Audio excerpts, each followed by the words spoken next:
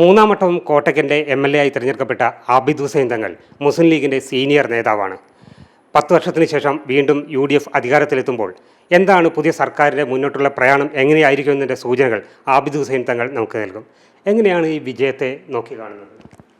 കോട്ടക്കൽ മണ്ഡലത്തിൽ കഴിഞ്ഞ 10 വർഷക്കാലമായി നിരന്തരം മുന്നണി പ്രവർത്തനവും സജീവമായ രാഷ്ട്രീയ പ്രവർത്തനവും ആളുകൾക്കിടയിലുള്ള സമ്പർക്കവുമൊക്കെ വളരെ കൃത്യമായും നടക്കുന്നുണ്ടായിരുന്നു. വികസന പ്രവർത്തനങ്ങൾ കുറേയേറെ നടത്തിയിട്ടുണ്ട്, പരിധിക്കകത്ത് നിന്നുകൊണ്ട്. അപ്പം അതുകൊണ്ട് തന്നെ ആ 10 വർഷക്കാലത്തെ പ്രവർത്തനങ്ങളുടെ ഒരു ഗുണഫലം എന്നുള്ള നിലക്കും ഈ തെരഞ്ഞെടുപ്പിൽ സ്വാഭാവികമായും 10 വർഷമായി ഇടതുപക്ഷം ഭരിച്ചുകൊണ്ടിരിക്കുകയാണ്. ഒരു ഭരണവിരുദ്ധ വികാരം, ഇടതുപക്ഷ വികാരം, പിണറായിസത്തിനെതിരെയുള്ള ഒരു നിലപാട്, വികസനത്തിൻ്റെ ഒരു മുരടിപ്പ്, സാമ്പത്തികമായ വലിയൊരു തകർച്ച, ഇതൊക്കെ ആധാരമാക്കി വലിയൊരു മുന്നോക്കം ഐക്യജനാധിപത്യ മുന്നണിക്ക് ഉണ്ടാകും എന്ന് കൃത്യമായും നമുക്ക് ബോധ്യമുണ്ടായിരുന്നു. അതിനു മുമ്പേയുള്ള പാർലമെൻറ്റ് ഇലക്ഷനിലും പഞ്ചായത്ത് ഇലക്ഷനിലും മുന്നണി സംവിധാനം വളരെ ഭംഗിയായി പ്രവർത്തിച്ചതിൻ്റെ അടിസ്ഥാനത്തിൽ കോട്ടക്കൽ മണ്ഡലത്തിൽ നിന്നാണെങ്കിലും സംസ്ഥാനത്താണെങ്കിലും വലിയ മുന്നോക്കമാണ് ഉണ്ടായത്. പഞ്ചായത്ത് തിരഞ്ഞെടുപ്പിൽ കഴിഞ്ഞ പ്രാവശ്യം ഞങ്ങൾക്ക് 120-130 മെമ്പർമാരുണ്ടായത്. ഈ പ്രാവശ്യം 200ഓളം അംഗങ്ങൾ കോട്ടക്കൽ നിയോജക മണ്ഡലത്തിൽ ജനാധിപത്യ മുന്നണിക്കായുണ്ട്. അപ്പോൾ ആ ഒരു ബേസ് വെച്ചാണ് ഈ തെരഞ്ഞെടുപ്പിനെയും ഞങ്ങൾ നേരിട്ടത്. മുന്നണി സംവിധാനം വളരെ ശക്തമായി മുന്നോട്ട് കൊണ്ടുപോവുകയും കോട്ടക്കൽ മണ്ഡലത്തിൽ അത് ഭംഗിയായി നിർവഹിക്കുകയും ചെയ്തതിൻ്റെ അടിസ്ഥാനത്തിലാണ് ഏകദേശം ഒരു 45,000-ഓളം വോട്ടിന് ഭൂരിപക്ഷം ഉണ്ടാകും എന്ന് ഞങ്ങളൊക്കെ കൃത്യമായും പാർട്ടി പ്രവർത്തകന്മാരുടെ കണക്ക് തന്നെ അങ്ങനെയായിരുന്നു. പക്ഷേ അത് ഞാൻ നേരത്തെ സൂചിപ്പിച്ചതുപോലെ ഇടതുപക്ഷത്തിനെതിരെയുള്ള ഒരു ഭരണവിരുദ്ധ വികാരവും ഒരു ട്രെൻഡ് സംസ്ഥാനത്തൊട്ടാകെ ഉണ്ടായല്ലോ.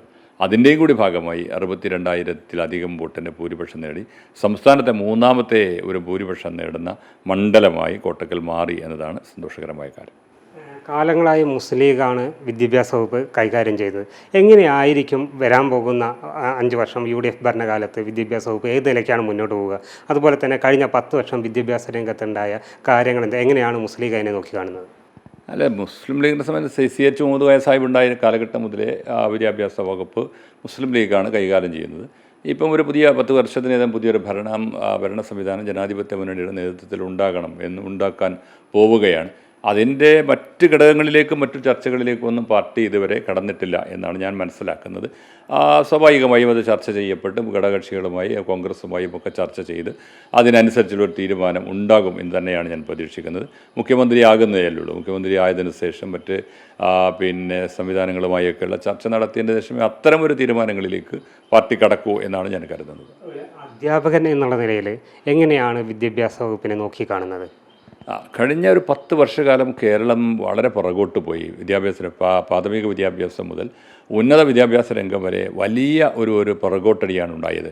കാരണം ഇപ്പോൾ ഉന്നത വിദ്യാഭ്യാസ രംഗത്ത് ഏകദേശം 2.5-3 ലക്ഷം കുട്ടികൾ കേരളത്തിന് ഇന്ത്യക്ക് പുറത്തേക്ക് പോവുകയാണ്. ഇതിനിവിടെ പഠന സൗകര്യമില്ലാത്തത് കൊണ്ട് അവർക്ക് ആവശ്യമായ പഠനവും ജോലിയും ഒക്കെ ഒന്നിച്ച് നടപ്പിലാക്കാൻ കഴിയാത്ത ഒരു സ്ഥിതിവിശേഷമുള്ളത് കൊണ്ട് അങ്ങനെ പല കാരണങ്ങളുണ്ട്.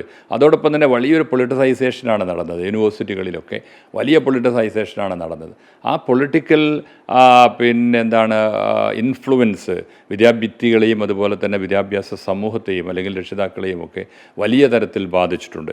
അതുകൊണ്ട് തന്നെ അവർക്ക് കേരളത്തിലെ ഈ വിദ്യാഭ്യാസ മേഖലയെക്കുറിച്ചുള്ള വലിയ ഒരു നന്മയുടെ ഒരു ചിന്തയുണ്ടായിരുന്നു. അതൊക്കെ പുറകോട്ട് പോയി.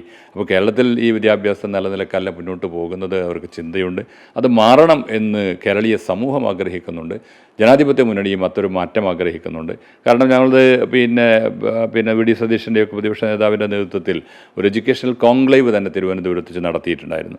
അതിൽ ഉന്നത വിദ്യാഭ്യാസ രംഗത്തെ കേരളത്തിലെ പ്രശസ്തരായ ആളുകൾ, ലോകത്ത് അമേരിക്കയിലും കാനഡയിലും ജർമ്മനിയിലുമൊക്കെ പ്രശസ്തരായ വിദ്യാഭ്യാസ വിചക്ഷണന്മാർ അതിൽ ഓൺലൈനായും ഓഫ്ലൈനുമായും ഒക്കെ സംബന്ധിച്ചിട്ടുണ്ടായിരുന്നു. അപ്പോൾ അവരുടെയൊക്കെ അഭിപ്രായങ്ങൾ ശേഖരിച്ച് ഉന്നത വിദ്യാഭ്യാസ രംഗത്ത് ഏത് മാറ്റങ്ങളാണ് ജനാധിപത്യ മുന്നണി വന്നാൽ കൊണ്ടുവരാൻ സാധിക്കുക എന്നതിനെക്കുറിച്ചുള്ള കൃത്യമായ ഒരു ആശയവിനിമയവും വിശകലനവും ഒക്കെ നടത്തിയിട്ടുണ്ട്. അപ്പോൾ അത് വെച്ചൊക്കെ മാറ്റങ്ങൾ കൊണ്ടുവരാൻ ജനാധിപത്യ മുന്നണിക്ക് കഴിയും. അത് വെച്ച് മുന്നോട്ട് പോകും എന്നാണ് ഞാൻ കരുതുന്നത്. പ്രാഥമിക വിദ്യാഭ്യാസ രംഗത്ത് സംസ്ഥാനം മുന്നിട്ട് നിൽക്കുമ്പോൾ തന്നെ ഇപ്പോൾ IAS പോലുള്ള എക്സാമുകളിൽ നമ്മുടെ വളരെ കുറച്ച് ആളുകൾ മാത്രമേ മേലോട്ട് വരുന്നുള്ളൂ. മറ്റേ സമയത്ത് പിന്നോക്ക സ്റ്റേറ്റുകളിൽ നിന്ന് അവകാശം പറയപ്പെടുന്ന പല സ്റ്റേറ്റുകളിൽ നിന്നും ഈ IASൽ കൂടുതൽ ആളുകൾ വരും. ഇതെങ്ങനെയാണ് സംഭവിക്കുന്നത്? അല്ല, അത് അതിന് വേണ്ടതൊരു അറ്റ്മോസ്ഫിയറാണ്. അപ്പോൾ കേരളത്തിൽ പോലെ ഒരു അങ്ങനെയുള്ള സിവിൽ സർവീസ് എക്സാമിനേഷൻസിന് പോകുമ്പോൾ അല്ലെങ്കിൽ അതിന് പഠന സംവിധാനം ഒരുക്കുമ്പോൾ അതിൻ്റെ ഒരു അറ്റ്മോസ്ഫിയർ ഉണ്ടാകണം. ആ അറ്റ്മോസ്ഫിയർ ഉണ്ടാകാൻ ഇവിടെ കേരളത്തിൽ സാധിക്കുന്നില്ല. ഇപ്പോൾ തിരുവനന്തപുരത്ത് കുറച്ച് ഭംഗിയായി നല്ല നിലക്ക് നടക്കുന്നുണ്ട്. മറ്റൊരിടത്തും അത് ഭംഗിയായി കൃത്യമായി നടത്താൻ കഴിയില്ല. മറ്റ് സംസ്ഥാനങ്ങളിൽ അവർക്ക് ആവശ്യമായ പഠന സൗകര്യങ്ങൾ, ഫാക്കൽറ്റീസ്, അതിൻ്റെ എൻവയൺമെൻറ്റ്, അതിൻ്റെ ഇൻസ്റ്റിറ്റ്യൂഷൻസ്, ജേർണൽസ്, അങ്ങനെ തുടങ്ങി ഒരുപാട് ഘടകങ്ങൾ അതിനുണ്ട്. അതിനാവശ്യമായ ഒരു ഘടകങ്ങളെ കോർത്തിണക്കിക്കൊണ്ട് ഒരു കൺസോൾട്ടേറ്റീവ് സിസ്റ്റം ഉണ്ടാക്കിക്കൊണ്ട് അതിനാവശ്യമായൊരു സംഗതിയിലേക്ക് പോകാത്തതിൻ്റെ വലിയൊരു പ്രയാസമുണ്ട് എന്നാണ് ഞാൻ മനസ്സിലാക്കുന്നത്. മറ്റൊന്ന്, ഈ കമ്മ്യൂണിക്കേറ്റീവ് സ്കില്ല് വളരെ കുറവാണ് കേരളത്തിലെ. അതിന് കാരണം എന്താ വെച്ചാൽ പ്രാഥമിക വിദ്യാഭ്യാസ രംഗത്ത് നിന്ന് തന്നെ താഴെ തട്ടിൽ നിന്ന് തന്നെ കുട്ടികൾക്ക് അങ്ങനെ ഒരു സ്കിൽ ഡെവലപ്പ് ചെയ്യാൻ ആവശ്യമായ ഒരു പ്രവർത്തനവും പരിശീലനവും ഒക്കെ നൽകേണ്ടതുണ്ട്. അതൊന്നും ഇന്ന് നടക്കുന്നില്ല. അതൊക്കെ നടക്കാത്തതിൻ്റെ ഫലമായി കുട്ടികളിൽ ഈ പ്രയാസകരമായ അനുഭവത്തിലേക്ക് അവരൊക്കെ പോകുന്നുണ്ട്. അതിന് കാരണം കൂടിയാകാം അത്തരത്തിലുള്ള ഒരു പുറകോട്ട് പോക്ക് എന്നാണ് ഞാൻ കരുതുന്നത്.